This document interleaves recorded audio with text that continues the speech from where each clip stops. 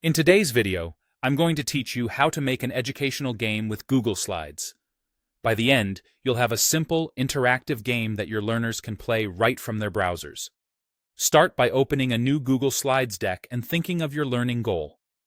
Each slide will become a moment in the game, a question, a task, or a small challenge.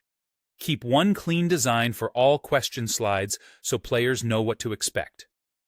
Type your question or prompt at the top and leave space for the choices below. If you already have several questions in mind, create one slide that looks the way you want, then duplicate it to keep everything consistent. Now add the choices or answers. You can use shapes or text boxes for each option. Shapes work nicely because they stand out as buttons. Type the answer text inside each shape and make them large enough to tap on a touchscreen. Use color and contrast to help players quickly see their options, and keep your wording short and clear. Next, make the game interactive by linking each choice to a slide that gives feedback. Create a slide that appears when a player picks the correct answer, and another for an incorrect answer.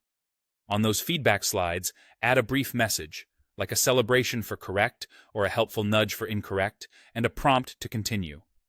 To link, click a choice, choose the link option, and select the specific slide to jump to. Link correct choices to the correct slide and incorrect ones to the try again slide. Then, from those feedback slides, link players forward to the next question. Test your links as you go to make sure the flow feels smooth. If you want extra engagement, include optional score, hint, or bonus slides.